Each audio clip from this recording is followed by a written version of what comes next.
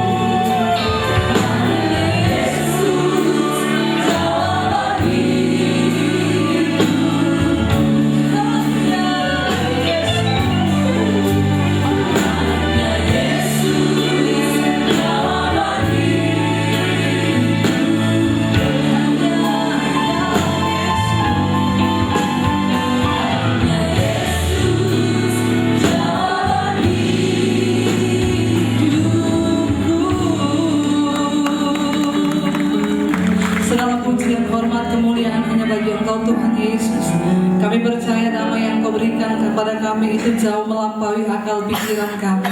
Karena itu pada hari ini kami pastikan hati kami menjadi tanah yang subur, segala kebencian, amarah, dendam, bahkan dosa apapun kami buang Tuhan. Yang menghalangi benih firman itu bertumbuh dalam hidup kami. Kami pastikan hari ini Tuhan, firman Tuhan tumbuh dalam hati kami, bahkan menghasilkan buah. Dan nama Yesus dipermuliakan lewat hidup kami. Urapi yang tidak ada apa-apanya ini Bapa. sampaikan isi hati-Mu di tengah kami. Kami percaya firman Tuhan sanggup mengubah hidup kami. Firman Tuhan sanggup menyembuhkan penyakit kami. Segala pujian, hormat, kemuliaan hanya bagi Tuhan Yesus Kristus. Yang percaya diberkati, mari katakan bersama, amin. Berikan sorak-sorai buat Tuhan Yesus. Haleluya. Shalom, selamat pagi. Bagaimana kabarnya? Ya, bagaimana kabarnya? Orangnya banyak, suaranya dikit. Ya, bagaimana kabarnya? Haleluya, berikan kemuliaan dulu kepada Tuhan. Kalau saya pengen saudara lihat kanan kirimu, katakan kamu luar biasa. Suami lihat istrimu dulu, jangan lihat istri orang lain ya. Lihat istrinya dulu, bilang kamu luar biasa. Nanti istrinya marah kalau lihat istrinya orang lain dulu ya. Iya, terima kasih saudara, saya untuk yang kedua kalinya ada di tempat ini. Bulan Januari kalau nggak salah saya ada di sini, saya bersaksi kehidupan saya dulu. Nama saya Debbie Basir, masih ingat nggak? Masih ya. Apa yang membekas di ingatan saudara tentang saya? Iya, saudara ya.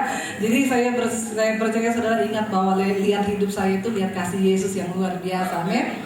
Jadi saya terima Yesus, papi saya haji, lalu karena korban dari keluarga ya, karena papi saya punya banyak ilmu, ada ilmu kebal dan lain sebagainya, jadi marah tiap hari, saya dipukuli dan lain sebagainya. Akhirnya saya cari pelampiasan di luar ya, saya jatuh dalam dosa, lalu saya berpikir untuk bunuh diri, dan satu saya ketemu Tuhan Yesus dan Tuhan ubahkan hidup saya. Dan hari ini saya pengen lanjutin saudara ya, bagaimana Tuhan luar biasa. Tadi Pak Pendeta udah kasih tahu bahwa memang hari-hari ini ada banyak hal yang bisa merusak damai sejahtera kita. Perkara kecil bisa jadi besar saudara.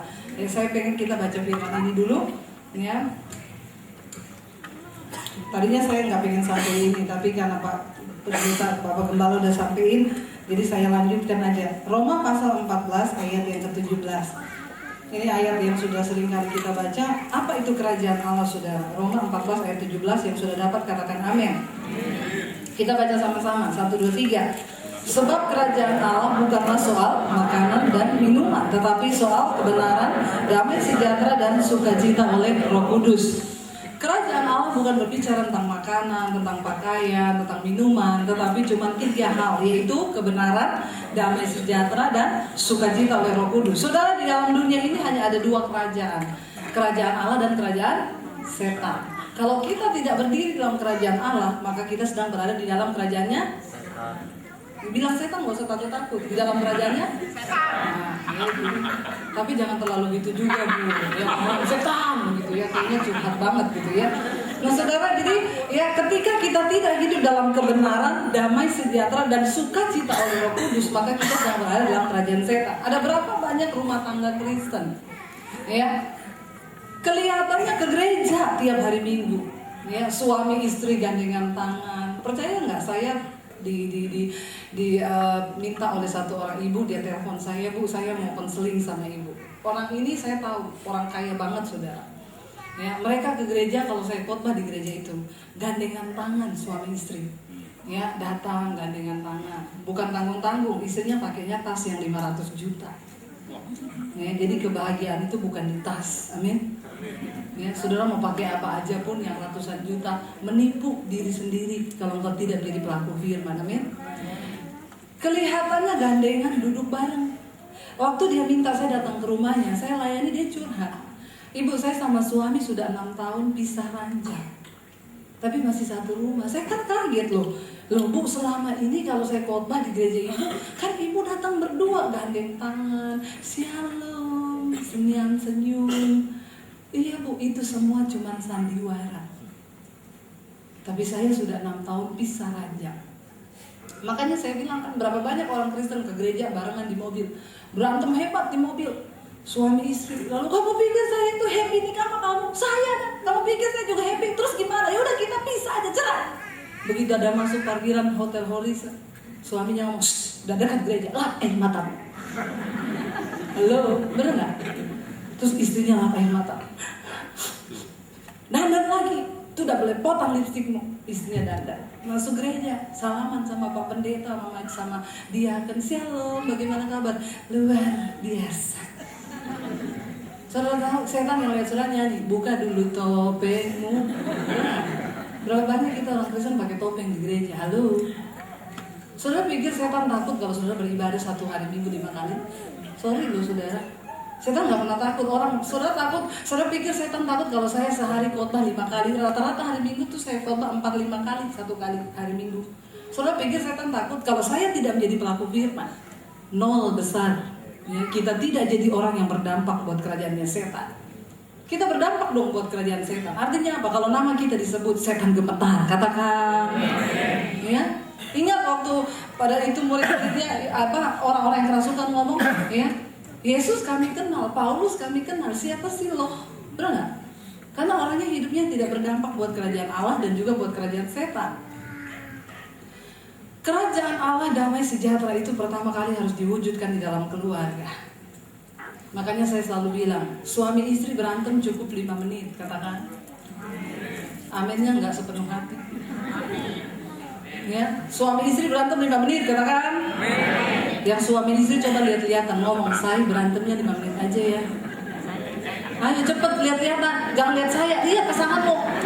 Apa yang lihat saya? Halo, ya, benar nggak? Hei, untuk apa Yesus mati di atas kayu salib? Dia berikan nyawanya supaya engkau berhenti berbuat dosa. Katakan amin. Karena itu Roma pasal yang ke-6 berkata, barang siapa yang sudah dibaptis bersama dengan Yesus, dia dibaptis dalam kematiannya supaya sama seperti Kristus dibangkitkan oleh Allah Bapa, engkau juga dibangkitkan dalam hidup yang baru. Artinya apa? Dosa tidak berkuasa lagi atasmu dan engkau bukan lagi hamba dosa. Katakan amin. Percuma kita ke gereja, saudara, kalau hidupmu dirubah tidak pernah berubah. Saya ini lahir dari sebuah produk keluarga yang setiap hari saya lihat papi saya marah. Dia punya ilmu kebal, jadi tiap hari marah. Kalau nggak marah itu ada yang kurang. Makanya tiap hari itu dia cari alasan untuk bisa dia bikin marah. Kenapa? Karena ilmu itu yang menuntut. Saya suka bilang loh, orang Kristen yang tiap hari marah-marah pasti ada ilmu kebal. Halo? Perlu didoakan pelepasan itu. Saya nggak bisa salahkan, mami saya cerita dia punya ilmu kebal. Malam bulan purnama dibandingkan di tengah laut, diisi sama dukun ilmu kebal itu. Makanya tiap hari marah. Nah saya dipukulin saudara sampai biru-biru badan saya. Akhirnya saya jatuh ke dalam dosa. Saya coba lakukan, saya ke diskotik dan lain sebagainya. Saya hancur, waktu itu mau bunuh diri, ketemu Tuhan. Yesus ubahkan dulu, saudara dengar kesaksian saya. Saya melanjutkan saudara, artinya singkat cerita saya mau dibunuh sama papi saya tahun 96. Ya 96 saya terima Yesus, 97 saya diusir dari rumah. Dia tanya, kalau kamu memang mau sungguh-sungguh jadi Kristen, kamu pilih keluarga atau imanmu. Kalau kamu tetap mau jadi Kristen, kamu pergi dari rumah, tinggalkan keluargamu. Sampai papi pernah waktu itu berlutut di bawah kaki saya, dia cium kaki saya, dia bilang, Debbie, papi mohon sama kamu kembali ke agamamu. Kamu suruh papi lakukan apapun papi lakukan, tapi tolong kamu kembali ke agamamu. Saya teringat firman Tuhan yang berkata, barang siapa menyangkal aku depan manusia, aku akan menyangkal dia depan Bapa. Jadi saya tidak berani menyangkal Tuhan di depan papi saya. Akhirnya tahun 97 saya diusir dari rumah, saya tinggalkan rumah untuk bisa makan. Saya tinggal di kos-kosan dari kota Poso ke kota Palu. Untuk bisa dapat makan, saya tinggal di kos-kosan yang sepupu saya yang juga dulunya Muslim. Dia jadi Kristen. Ya, numpang makan di situ. Kalau mereka udah berangkat kuliah, saya cuci baju mereka, saya ngepel, saya nyetrika, saya nyapu. Iblis ngomong, goblok banget jadi Kristen kayak pembantu. Ngapain kamu pulang ke orang tuamu? Saya bilang enggak. Ya, saya adalah orang yang berhutang, bukan kepada daging untuk hidup menurut daging. Saya berhutang kepada Tuhan, Dia bayar lunas dosa dan hidup saya. Akhirnya saudara, ya saya menjalani proses 1 tahun di sana. Singkat cerita, waktu saya pertama kali bertobat terima Yesus, saya bilang, Tuhan saya nggak mau menikah. Kenapa saudara? Karena begitu saya masuk dalam pelayanan, ya saya tuh banyak konseling orang yang mau bercerai. Jadi saya takut, saya pikir kalau saya nikah juga tuh saya salah menikah, tuh saya bercerai, aduh ngapain. Saya dengar malam-malam ibu-ibu telepon, Bu saya digampar suami saya, Bu dia selingkuh, Bu. Sakit nggak? Sakit. Saya bilang, Tuhan saya nggak mau menikah, saya sama Tuhan udah cukup, saya mau melayani Tuhan saja. Tapi Tuhan tahu saya terlalu cantik untuk tidak menikah. Masalah buat lo. Kenapa saudara keberatan kalau saya ngomong gitu? Ya, lo bener saudara, lagi Tuhan kasih saya jodoh. Nah saya bilang sama Tuhan, kalau Tuhan mau kasih saya jodoh, saya minta yang pertama takut Tuhan, bukan takut istri, amin. Kalau bapak-bapak cuma takut sama istri, nanti kalau nggak ada istrinya, dia bisa bahaya loh. Ya, tapi kalau dia takut Tuhan, kemanapun dia pergi, ya ada Tuhan di hatinya, amin ibu-ibu. Ya. Dan saya berdoa yang kedua, saya bilang sama Tuhan, saya minta yang benar-benar pria, karena sekarang banyak yang bukan pria, Bro. Jeruk, bener nggak? Ya, jeruk kok makan jeruk. Hati-hati loh saudara. Hari-hari ini banyak masuk dalam gereja, kayaknya datang beribadah berdua, padahal pasangan. Ya, hei, buat banci, homo, segala macam yang bukan dari Tuhan. Dengar baik-baik, Tuhan tuh cuma ciptakan 2. Jangan bilang begini ya, homo juga manusia. Ya itu biar bagaimanapun kita ini diciptakan Tuhan. Tuhan ciptakan engkau laki-laki, bukan bencong, amin. Tuhan tuh cuma ciptakan dua, laki-laki dan perempuan. Sorry ya, buat kaum homo, buat kaum banci. Sorry, di surga, jangankan di surga, di toilet aja Anda gak mendapat bagian. Benar gak? Saudara ke toilet baca gak? Di sana tulisannya apa? Pria, wanita, gak ada banci kan? Amin. Gak ada homo kan? Homo-homo nanti ke surga bingung loh. Aduh, Eke kemana ya malaikat? Aduh, Eke bingung deh. Malaikat tanya, lu perempuan apa laki? Eke juga bingung. Malaikat bilang, kalau bingung lu ke neraka aja lu. Ya, bertobat kalau ada di tempat ini, bertobat. Alkitab berkata di akhir zaman orang akan melakukan sesuatu yang tidak wajar. Mereka menukarkan persetubuhan yang wajar dengan yang tidak wajar. Jangan biarkan dosa apapun juga ada dalam hidupmu dan menghalangi engkau masuk dalam janji Tuhan. Saya selalu bilang dimanapun saya berkhotbah, dengar baik-baik jemaat Tuhan. Mau masuk surga nggak? Masuk surga itu audisinya berat loh. Halo, di surga nggak ada banci. Di sorga nggak ada penakut, di sorga nggak ada orang kikir. Yang kikir bilang amin. Oh nggak ada yang kikir loh Pak. Jemaatnya suka memberi loh semua. Kan masuk sorga semua loh Pak. Dahsyat, tepuk tangan dong buat jemaat ini. Nggak ada yang ngaku maksudnya Pak. Ya saudara dengar baik-baik, orang kikir tidak masuk sorga. Karena itu berusaha untuk menabur. Kan firman Tuhan berkata, barang siapa yang menabur dia akan menuai. Hari-hari ini kita harus belajar menyalibkan diri sendiri. Jangan hidup untuk diri sendiri terus saudara. Saya mau saksi ini ya, saya saksi ini bukan untuk kesombongan saya, untuk kemuliaan Tuhan. Saya kalau beli tas 1 juta, jangankan 1 juta, 500.000, itu saya doa puasa 3 hari 3 malam. Saya benar-benar tanya sama Tuhan, nggak sejahtera saya. Saya pelayanan 4 tahun, tasnya itu toh nggak pernah ganti. Ada jemaat di satu gereja besar, saya pelayanan gereja besar ya, jemaatnya ribuan. Bu, ibu tuh sukanya tas warna apa? Sorry ya bu, saya lihat ibu setiap kali pelayanan pakai itu. Saya bilang masalah buat lo. Ya, kok ibu nggak pernah ganti? Nggak suka saya. Saudara saya kalau mau bukan nggak mau siapa sih yang nggak mau, namanya juga manusia, benar nggak? Pendeta juga manusia, punya rasa, punya hati. Jangan samakan dengan pisau belate. Ya. Bukan cuma rocker loh saudara. Sering kali saya tergoda. Tapi setiap kali mau beli, saya pikir, saya timbang, ya sayang duit buat gitu. Waktu Tuhan gerakin saya berkati orang, ya sorry, lebih berkali lipat dari itu saudara. Ya, saya rela loh melakukannya kalau itu Tuhan yang suruh. Dan sampai hari ini saya mau saksi sama saudara. Saya kemarin beli rumah, ya 4 bulan depan saya naik rumah baru. Di saat rekening saya nggak ada duit, siapa yang berkati saya? Tuhan. Siapa yang menabur dia akan menuai. Kita nggak perlu minta-minta, Tuhan itu mencukupi. Jangan pernah harapkan mujizat dalam keuanganmu kalau engkau tidak pernah menabur. Ya, nggak pernah nabur mau harapkan mujizat dalam keuangan. Bagaimana caranya? Ya, cuman orang yang menabur yang akan menuai. Dengar baik-baik, orang kikir tidak masuk surga. Karena orang kikir itu selalu buat dirinya sendiri, nggak pernah ingat orang lain. Ya, dan akhir zaman kita perlu berdoa saudara ya. Lalu akhirnya kebenaran, damai sejahtera dan sukacita itulah kerajaan Allah. Kita nggak usah bicara jauh-jauh dulu dalam bangsa kita. Saya percaya kesejahteraan sebuah bangsa itu terletak pada kesejahteraan keluarga-keluarga yang ada di dalamnya. Tapi sebaliknya kehancuran sebuah bangsa diawali dari kehancuran keluarga-keluarga yang ada di dalamnya. Saudara, kita mulai dari keluarga kita sendiri. Apakah dalam rumah tangga kita itu membangun kerajaan Allah atau kerajaan setan? Bukan berarti ketika hamba Tuhan menikah nggak ada masalah. Saya akhirnya menikah dengan suami saya pelayanan di Solo, ketemu sama suami saya orang Solo pelayanan. Ya, tadi pagi saya saksikan, saudara, orang Solo ketemu Sulawesi. Ya, saya kan orang Sulawesi, saudara ya. Perbedaannya jauh luar biasa. Ya, yang udah menikah di sini berapa banyak? Tolong angkat tangan yang sudah menikah, yang datang sama pasangannya. Ya, yang belum menikah, angkat tangan. Yang belum menikah, yang salah nikah. Banyak loh orang Kristen salah nikah, butuh-butuhnya mau bercerai ya. Saudara, ya saya tuh banyak layani orang, bu saya salah nikah. Saya mau tanya lagi, yang cocok banget sama istri dan suaminya di sini angkat tangan. Cocok banget? Nggak ada loh Pak. Ya, yang cocok banget nggak pernah berantem, selama menikah tidak pernah berantem, cocok terus. Tolong angkat tangan. Saya doakan terangkat hidup-hidup saudara hari ini. Ada di sini suami istri tidak pernah berantem? Tidak mungkin, nggak ada manusia cocok di dunia ini, amin. Makanya kalau orang nggak nikah-nikah udah umur 30 tahun, 40, kenapa belum nikah? Nggak ketemu yang cocok. Saya kasih saran selamat tidak menikah seumur hidup. Cari yang cocok, nggak ada di dunia ini saudara. Ya, Saya sama suami saya nggak cocok banget. Suami saya kan orang Solo, saya Sulawesi. Saya kalau ngomong orang Sulawesi, saudara, nadanya tinggi, ngomongnya cepet, nggak bisa berhenti. Ketemu orang Solo, nadanya rendah, ngomongnya pelan, panjang dan lama. Itulah orang Solo. Suami saya itu kalau mau marah permisi dulu. Saya, aku marah loh. Marah loh aku. Saya bilang, oh iya marah, gak usah permisi, keos. Beda banget nggak? Beda. Waktu saya pertama menikah sama suami saya, saudara, saya panggil suami saya kan Jo, artinya kan bojo. Ya, saya panggil dia Jo, gitu ya. Nanti dia keluar dari kamar, Boyo nih manggil pelan-pelan terus.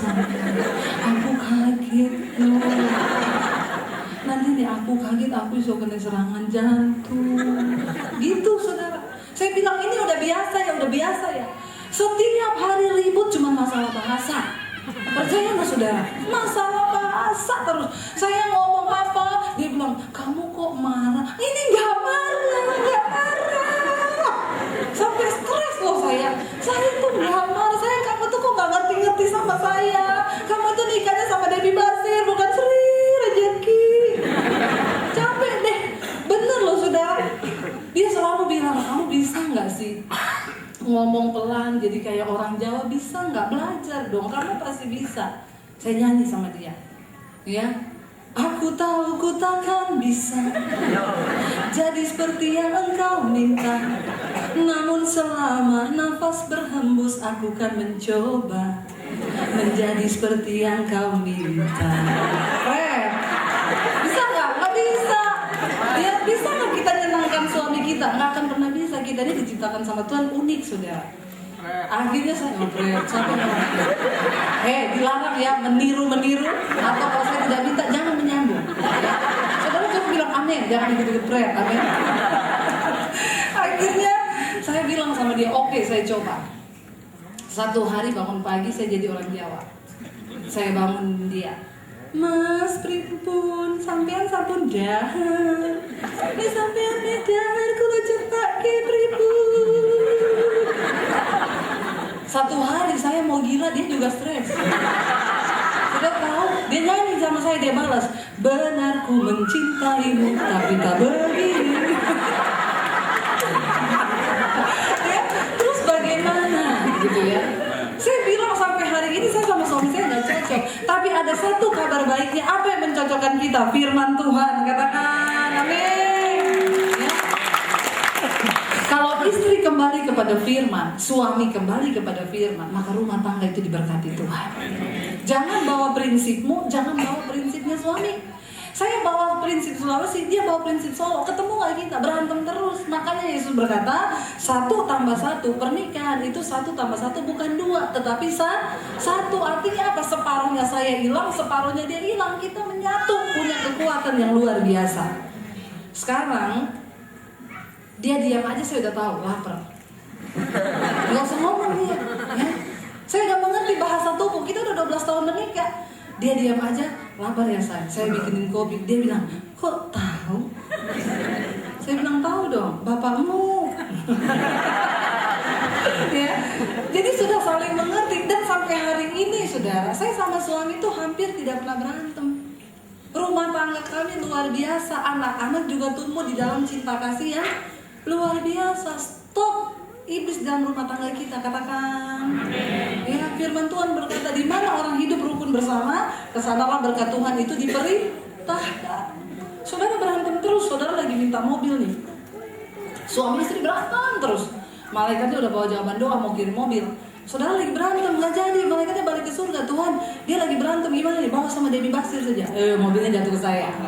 Ya, kenapa? Hati-hati. Firman Tuhan berkata, di mana orang hidup rukun bersama, kesana berkat Tuhan itu dicurahkan.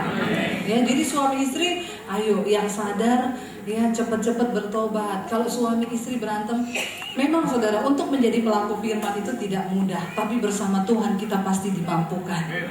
Akhirnya saya tinggalkan rumah, saya menikah sama suami saya. Saya dapat kabar kalau papi saya kena stroke. Waktu itu saya ajak suami saya pulang. Kan dia belum pernah ketemu sama papi saya waktu saya mau menikah. Saya telepon papi saya mau menikah. Ini siapa? Ini Debbie. Debbie siapa?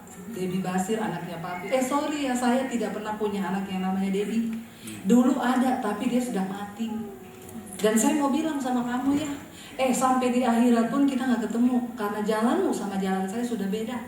Kamu punya jalan sendiri, saya punya jalan sendiri. Saya netesin air mata waktu dia ngomong gitu. Saya bilang, Tuhan, saya tolak dalam nama Yesus. Janji firman-Mu, satu orang bertobat, seisi rumah diselamatkan.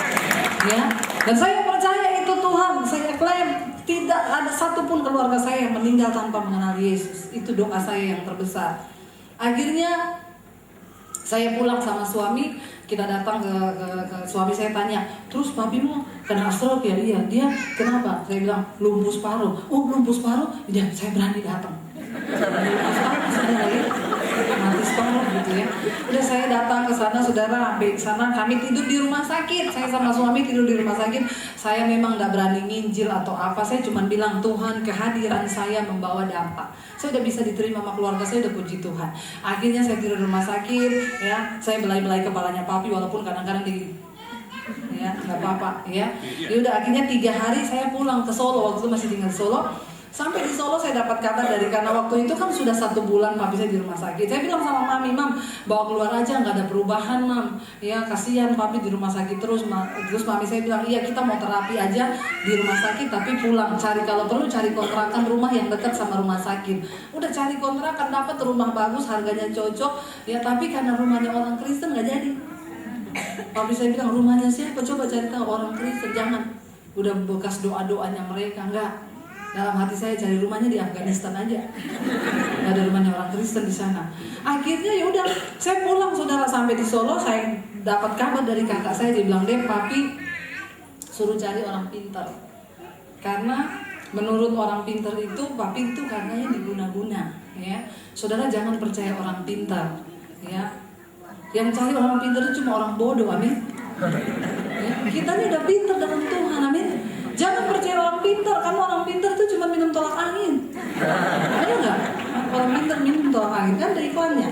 Akhirnya sudah saya bilang, kenapa? Kakak saya bilang, enggak, orang pintar itu bilang memang papi diguna-guna, tapi dia nggak bisa usir setan karena ilmunya lebih tinggi. Ternyata yang diundang orang pintar bodoh juga, saudara. Jadi dia usulkan papi cari dukun yang lebih sakti. Ada katanya di satu daerah, tapi nggak bisa dijemput naik mobil atau naik motor, harus jalan kaki. Karena tempatnya terpencil. Akhirnya papi saya bayar orang suruh jemput dukun itu. Saya berdoa. Percaya nggak saudara? Doa orang benar itu besar kuasanya. Ya, jangan kebalik ya. Doa orang besar benar kuasanya. Enggak loh ya. Doa orang benar loh, bukan doa orang besar. Amin. Nanti yang badannya besar-besar pada senang lagi senang. Ya, enggak. Akhirnya saya berdoa, Tuhan saya berdoa. Saya tahu doa itu tidak bisa dibatasi oleh ruang dan waktu. Kita punya Tuhan yang bekerja dengan tangannya yang ajaib. Akhirnya benar, saya dapat kabar, saya bilang sama Tuhan, Tuhan, cegah papi saya ketemu sama dukun itu. Karena cara kerjanya dukun itu, saudara, dia usir yang kecil, setan yang gede yang masuk. Ya. Saya bilang, Tuhan jangan ketemukan papi sama dukun itu. Saya minta kalau bisa Tuhan ketemukan papi dengan pendeta. Itu mustahil buat saya, tapi bagi Tuhan tidak ada perkara yang mustahil. Ya, kita punya Tuhan Allah yang hebat. Akhirnya benar, ada orang besuk papi saya ke rumah. Tuhan tuh punya cara ajaib ya. Makanya ada pujian yang berkata, Dia selalu punya cara untuk menolongku. Kau selalu punya jalan keajaibanmu. Kau dahsyat dalam segala perbuatanmu. Dan ku tenang di dalam caramu. Dapatkan kaset dan CD saya di depan. Itulah saudara. Akhirnya ya saya percaya sama janji Tuhan. Ada orang besuk papi saya. Dia bilang begini, Pak, ada satu bapak sering terapi orang stroke, banyak yang sembuh. Mau nggak saya panggil ke sini untuk terapi bapak? Mau. Dipanggillah bapak itu. Ternyata dia siapa? Pendeta Gembala Sidang. Tepuk tangan buat Tuhan. Jangan pernah berhenti berdoa. Takutnya ketika engkau berhenti, saat itu Tuhan sudah mau bekerja. Amin. Jangan pernah menyerah, jangan ada istri, Bu suami saya nggak pernah berubah-berubah loh Bu, saya sudah berdoa, sudah sampai berlutut, sudah sampai apa, dia nggak pernah juga berubah-berubah Bu. Tetap setia berdoa, karena waktu kita bukan waktu Tuhan, amin. Tapi waktu Tuhan itu waktu yang terbaik. Saudara percaya nggak? Buat Tuhan untuk menjawab persoalan saya dan saudara, semudah dia membalik telapak tangan. Saudara tahu nggak? Tuhan itu ciptakan bumi, ciptakan matahari cuman dengan berfirman. Bisa nggak dia berfirman dalam hidup kita lalu rumah tangga kita dipulihkan? Bisa nggak? Bisa banget.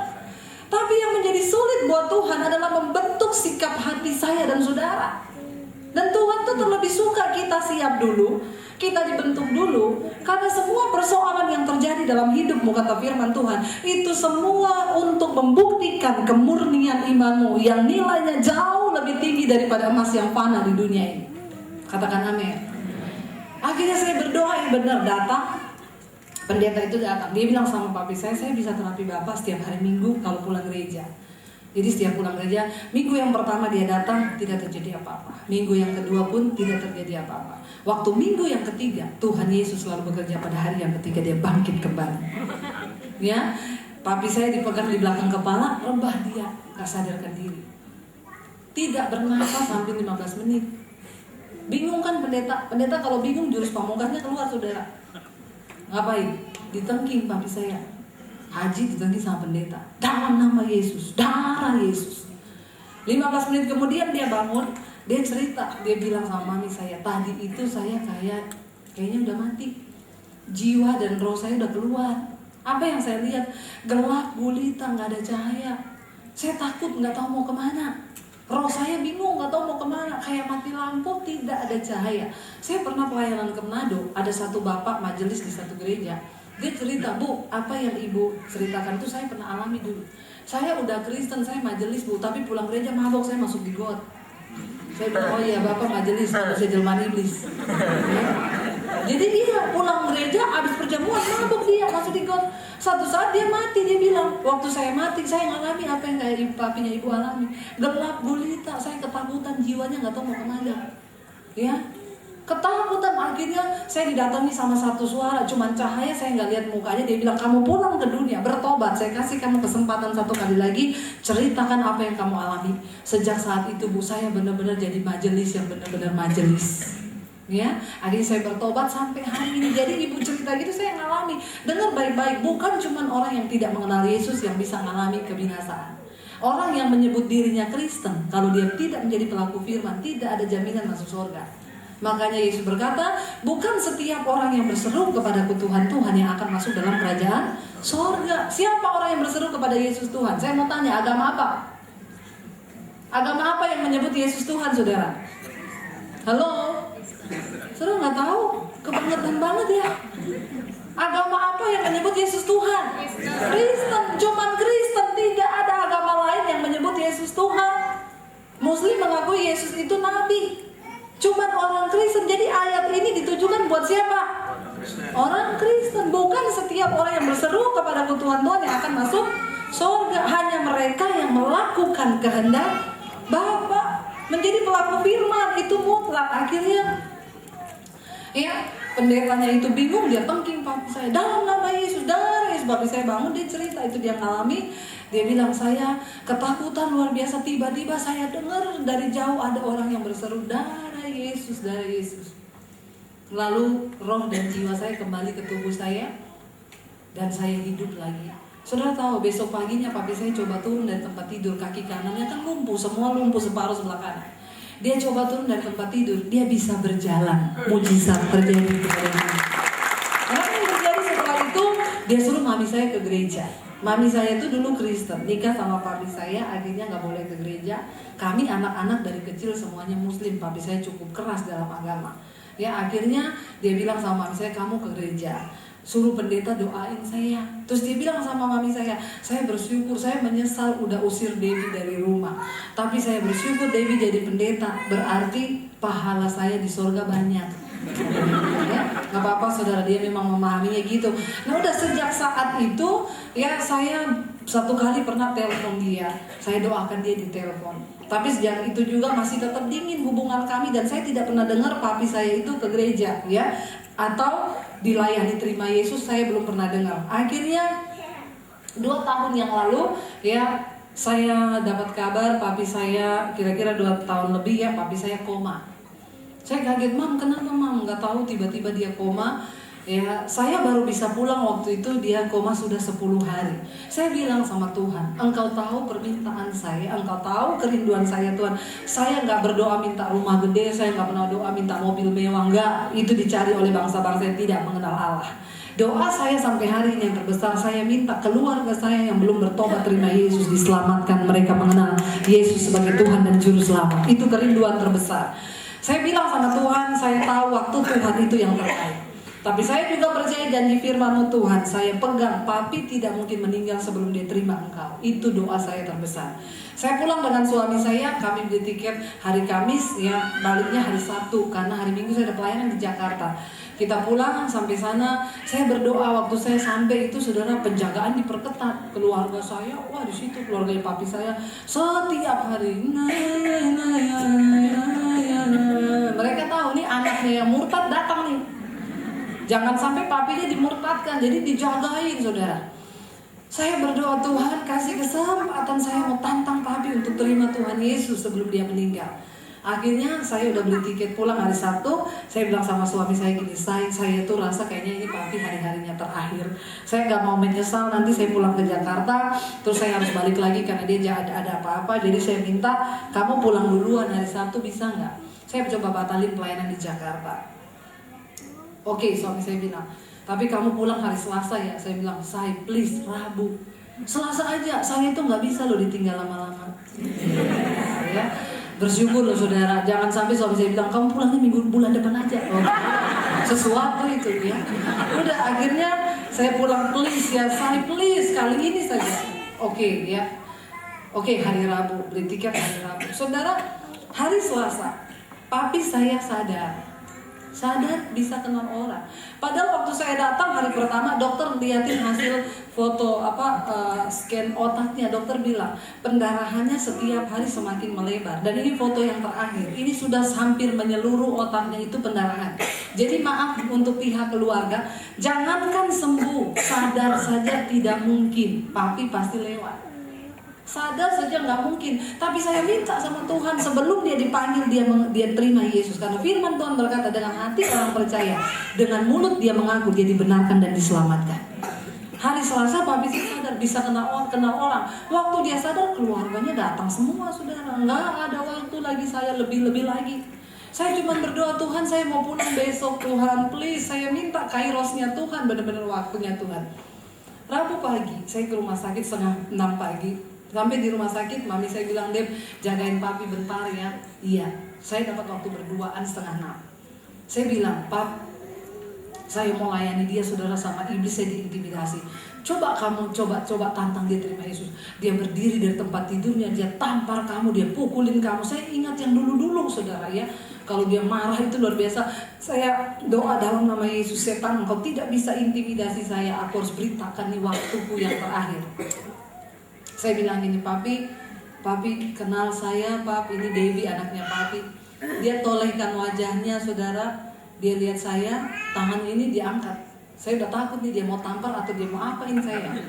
Ya, dia taruh di pipi saya tangannya, pipi saya dia elus-elus, air mata keluar. Wah, pertanda baik.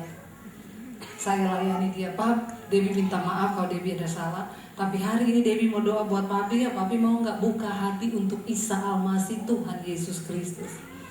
Papi, Isa Al-Masih atau Tuhan Yesus itu adalah kalimatullah, firman Allah yang menjelma jadi manusia. Dia dikandung oleh Rohulullah, yaitu Roh Allah sendiri dalam kandungannya Maria. Dan di akhir zaman nanti Al-Quran berkata Isa Al-Masih akan datang sebagai hakim yang adil, yang akan mengadili seluruh umat manusia, bukan cuma orang Kristen. Papi mau nggak percaya sama Isa Al-Masih, Pap? Yesus Kristus. Devi sudah mengalami, papi lihat kan perubahan hidupnya Devi. Papi mau, dia lihat di saya lalu dia bilang, kebutuhan berubah. Dengan hati orang percaya, dengan mulut dia mengaku. Akhirnya saya ambil minyak di situ, baby oil. Nggak usah beli minyak urapan di gereja lain ya, capek deh. Karena yang menentukan urapan itu bukan pendetanya, amin. Tetapi imanmu dengan kuasa Tuhan. Saya ambil minyak itu, baby oil, saya doakan Tuhan, aku berdoa minyak ini menjadi minyak urapan penuh dengan kuasa. Aku akan meteraikan papi menjadi milikmu. Saya olesi dari kepala sampai ke ujung kaki dalam nama Yesus Tuhan. Akhirnya udah selesai doa, saya pamit, saya bilang sama mami saya, Mam, pesawat saya jam 2:30, ini udah hampir 1:30, saya mau ke bandara. Ya, Mami, saya cuma mau bilang sama Mami, kayaknya saya bilang, Papi hari ini dipanggil Tuhan. Mami saya marah. Kamu kok berani bilang gitu? Papi itu udah mau sembuh, udah sadar. Enggak, Mami. Papi itu sadar cuma untuk terima Tuhan sebagai Tuhan dan Juru Selamat. Dan saya sudah layani dia. Mami jangan tahan, pasrahkannya. Papi, saya ke bandara, saudara. Lagi baru dalam perjalanan, belum sampai, udah dapat telepon, Papi kritis, suruh balik ke rumah sakit. Saya balik ke rumah sakit, nggak jadi pulang hari itu. Dari 1:30 siang hari sampai di rumah sakit, semua alat bantu udah dicabut sama dokter. Kata dokter, secara medis Papi saya sudah meninggal karena suhu tubuhnya sudah dingin sekali. Jadi dicabut semua alat bantu. Dari 1:30 siang sampai 9:30 malam, keluarganya Papi dibacain semua. Mereka bilang abis ini mati. Kita baca satu ayat, nggak mati-mati. Dan memang saya berdoa, peneguhan terakhir Tuhan, kalau memang Papi meninggal dalam nama Yesus, dia meninggal di tangan saya dengan doa saya. Tapi saya lihat keadaan kamar ICU, gila, mereka sebanyak ini, bagaimana cara usir pulang? Benar nggak saudara? Saya sama adik saya yang satu yang udah jadi Kristen, adik saya bertobat terima Yesus di tengah kerusuhan kota Poso. Dia lihat orang lari usus di luar, perut terbelah, dan dia bisa mengenal Yesus. Kapan-kapan kalau diundang lagi saya saksikan. Kalau diundang lagi loh Pak, kalau enggak ya nggak apa-apa. Akhirnya saya sama adik saya bilang kita berdoa ya supaya benar-benar Papi di zaman Tuhan dia bisa benar-benar bertobat. Benar saudara, baru kita ngomong kayak begitu, satu kakaknya Papi, saya mau Papi pulang dulu, udah capek juga loh, dari 1:30 nggak Papi saya nggak mati-mati, udah dibacain semua ayat, udah hampir selesai, nggak meninggal, saudara capek kan? Pulang, minta izin pulang, sebagian keluar dari ruang ICU, yang tinggal saya, adik sama Mami. Saya bilang sama adik saya, saatnya beraksi kita. Masuk kita saudara di kamar. Tuhan gerakkan saya untuk layani Papi saya, dilepaskan dari ikatan kuasa darinya. Benar itu saya menghadap Papi saya dalam sebat Tuhan dan Papi kepada Tuhan dengan otoritas Allah. Setiap diputuskan di dalam nama Yesus, Papi serahkan dan putuskan bahwa dia tidak ada hubungan lagi dengan Papi, ilmu kebal, keris segala macam. Engkau tidak berhak atas nyawanya Papi saya karena dia sudah ditebus oleh darah Yesus yang kudus. Bisikin di telinganya, dia nangis terus netes air mata saudara. Netes air mata terus. Begitu selesai saya doain ya. Saya beberapa waktu lalu kan ada bikin album, di promosi nih saudara ya. Permisi ya Pak ya, mumpung gak bayar. Jadi saya promosi. Nah saya tuh dulu dinubuatin sama seorang ada doain saya sama dia, Tuhan akan kasih lagu bukan Tuhan, saya cuma nulis ya. Jadi banyak saya tahu soal saya nggak sendeta ya pas saya ini yang saudara kan kamu tiba-tiba nyimba dan saya katakan nada kan nggak pakai asik. Suami saya yang bahasa Inggris lupa aku. Kamu bisa katanya. Kamu tuh kalau di sekedar udah dijadikan saya kayak. Kalau saya harusnya sama suami saya direkam sendiri di rumah pakai studio sendiri. Sudah di rumah coba-coba